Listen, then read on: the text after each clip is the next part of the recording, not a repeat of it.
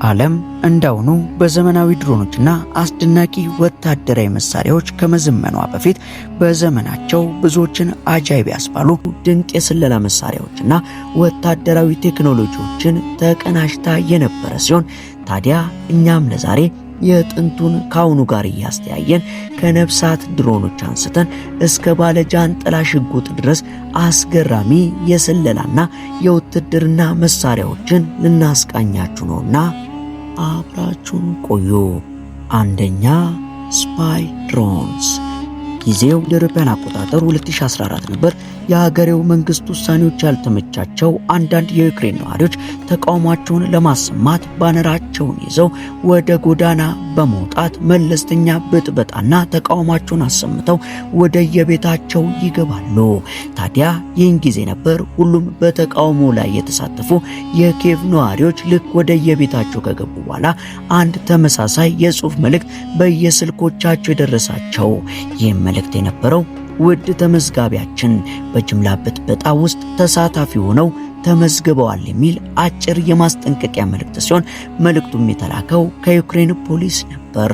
ታዲያ በጊዜው ሁሉንም አስገርሞ የነበረው እንቆቅልሽ የሆነባቸው ጉዳይ ፖሊስ እንዴት በተቃውሞ ላይ የተሳተፉ ሰዎችን ብቻ ለይቶ የስልክ ቁጥራቸውን እንዳገኘ እንዴት መለየት እንደቻለ ሲሆን ታዲያ ከዚያ አስገራሚ እንቆቅልሽ ጀርባ አንድ አስደናቂ ቴክኖሎጂ የተላበሱ ድሮኖች መኖራቸው ይደረስበታል። እነዚህ ድሮኖች IMSI ካቸር የተባለን ቴክኖሎጂ የሚጠቀሙ ሰላይ ድሮኖች ሲሆኑ ዋና ስራቸውም በዙሪያቸው ያሉ ስልኮችን እንደ ሴል ታወር መስለው በማታለል መረጃ የሚሰበስቡ ሲሆን ጥሪዎችን ማዳመጥ፣ መልእክቶችን ማንበብና የማስጠንቀቂያ መልእክቶችን መላክ ይችላሉ። ታዲያ በተቃውሞ ወቅትም ከላይ ሲያንዣብቡ የነበሩት እነዚህ ድሮኖች ሲሆኑ የተሳታፊዎቹን መረጃ አንድ ባንድ በመሰብሰብ የደህንነት ስራቸውን ተወጥተዋል። በተመሳሳይ ደግሞ ብላክ ሆርኔት እየተባለ የሚጠራውና ትንሽዬ መጠን ያለው ይህ የድሮን አይነት ደግሞ ብርሃን ጨለማ ሳይለይ 12 ሜጋፒክሰል ካሜራን በመጠቀም ጠላት ተዋጊዎችን በቀንና በሌሊት ለመለየት የሚያስችል ቴክኖሎጂ የተላበሰ ድሮን ሲሆን ተመሳሳይ ስራንም መከወን ይችላል። ሁለተኛ፣ ሮቦቲክ ኢንሴክትስ። ለአውሮፓውያን አቆጣጠር በ2018 የሃርቫርድ ቴክኖሎጂካል ላቦራቶሪ ለዓለም አንድ አስገራሚ ሮቦትን ያስተዋወቀ ሲሆን ይህም ሮቦቢ የተባለና የሳንቲም መጠን ያለው ንብ መሳይ ሮቦት ብዙዎችን ያስገረመ የቴክኖሎጂ ፈጠራ ሲሆን ይህ ሮቦት በሰከንድ 120 ጊዜ ክንፉን በማንቀሳቀስ እንደ ንብ መብረር ይችላል። ይህም ለስለላ ተግባር የሚውል ሲሆን ድምፅንና ምስልን ማስቀረት የሚችልም ሲሆን በተመሳሳይ ደግሞ ቻይናም ከጥፍር የሚያንስና መብረር የሚችል ትንኝ የሚመስል ማይክሮ ድሮንን ያወጣች ሲሆን እነዚህ ጥቃቅን መሳሪያዎች ለስለላ ከፍተኛ አቅም እንዳላቸው ተገልጿል። ሶስተኛ፣ ስፓይ ግላስስ።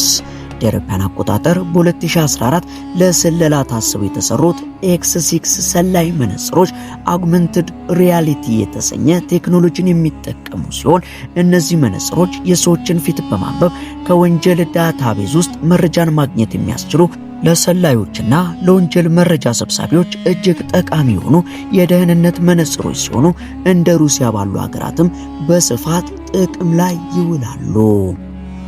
አራተኛ፣ የሽጉጥ ቦርሳዎች።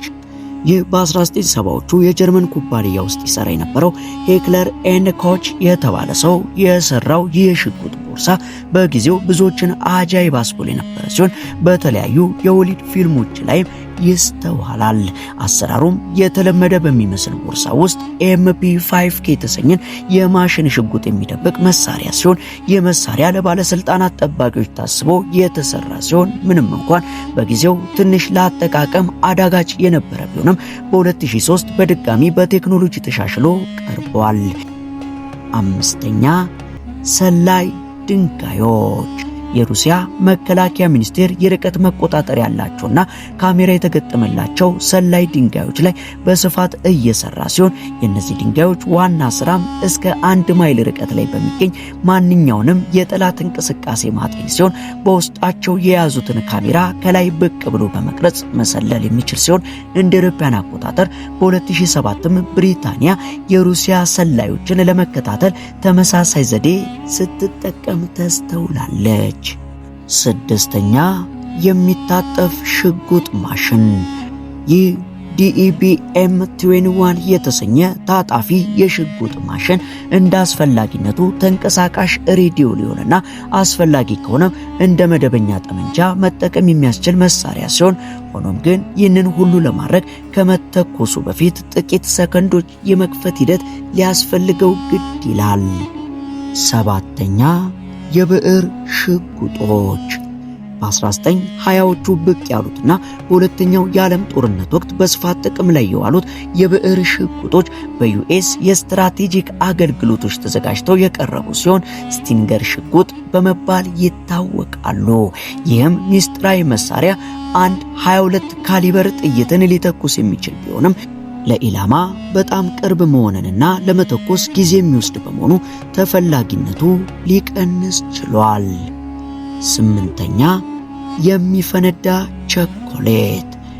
እንደ አውሮፓውያን አቆጣጠር በ1943 የጀርመን ሰላዮች ጠቅላይ ሚኒስትር ዊንስተን ቸርችልን በሚፈነዳ የቸኮሌት ባር ለመግደል አቅደው የነበረ ሲሆን ቸርችል ቸኮሌቱን ይወስዳሉ ብለው በማሰብ በውስጡ የብረት ወረቀት የያዘ ቦምብ አስቀምጠው የነበረ ሲሆን የሚፈነዳው ቸኮሌት ከ7 እንደሚፈነዳ ታስቦ ቢሞከርም እንደ ዕድል ሆኖ ይህ ሴራ እንግሊዝ ከመድረሱ በፊት ሊከሽፍ ችሏል።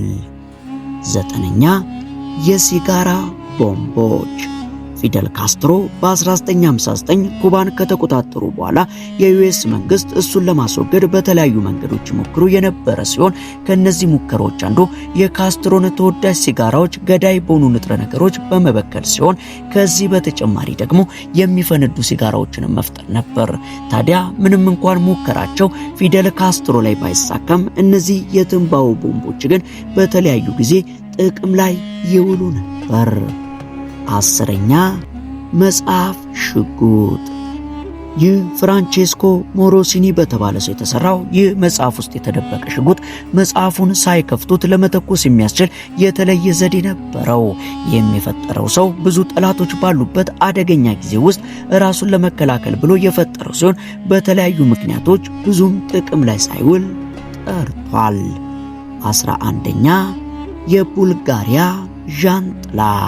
እንደ አውሮፓውያን አቆጣጠር በ1978 ጆርጂ ማርኮቭ የተባለ ቡልጋሪያዊ ጸሐፊ በለንደን በመርዛማ ጃንጥላ ከተገደለ ጊዜ ጀምሮ የታወቀው ይህ የጃንጥላ መሳሪያ ከ1860ዎቹ በቀዝቃዛው ጦርነቱ ተሻሽሎ በመቅረብ የሲአይኤ እና የኬጂቢ ኤጀንቶች ይህንን የጃንጥላ መሳሪያ በስፋት ሲጠቀሙበት ተስተውሏል። ጃንጥላውም በዘንጉ መተኮስ የሚችል ሲሆን በዘመኑም አስገራሚ ፈጠራ ነበር። 12ኛ የእጅ አንጓ ሽጉጥ። እንደ አውሮፓውያን አቆጣጠር በ1944 ለአሜሪካ ባህር ኃይል የተነደፈው ይህ የእጅ አንጓ ሽጉጥ ከጓንት ጋር ተጣብቆ የመጣ ሲሆን ወታደሮች ጠላት በመርከባቸው ላይ በፍጥነት መሳሪያ መፈለግ ሳይጠበቅባቸው በፍጥነት መሳሪያ እንዲኖራቸው ታስቦ የተሰራ ነበር። ሽጉጡን ለመተኮስ ጡጫውን በማጥበቅ በሌላኛው እጅ ማስፈንጠሪያውን መጫን ወይንም ጡጫውን ወደ ሰውየው በመምታት መተኮስ ሲሆን ሆኖም አንድ ጥይት ብቻ መያዝ ስለሚችልና ለመጫን አስቸጋሪ ስለሆነ እንደታሰበው ብዙም ጥቅም ላይ ሳይውል ቀርቷል።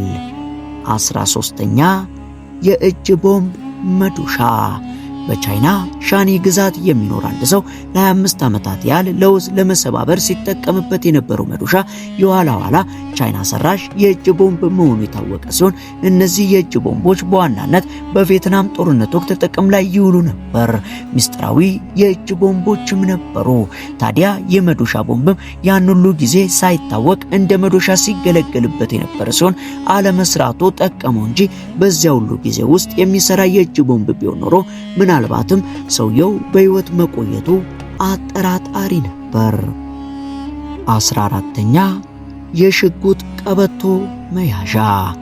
በመጀመሪያው የዓለም ጦርነት ወቅት በጀርመናዊው ባለፈጠራ ሉዊስ ማርክ የተነደፈው ይህ የሽጉጥ ቀበቶ መያዣ 22 ካሊበር ጥይቶችን ሊይዝ የሚችል ሲሆን የተሰራውም ራስን ለመከላከል የሚያገለግል መሳሪያ እንዲሆን ታስቦ የነበረ ቢሆንም ብዙም ጥቅም ላይ አልዋለም።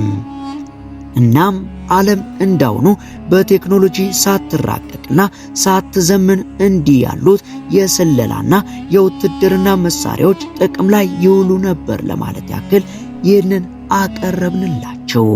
አብራችሁን ስለነበራችሁ ከልብ እናመሰግናለን። በቀጣይ እስከምንገናኝ ቸር ቆዩልን።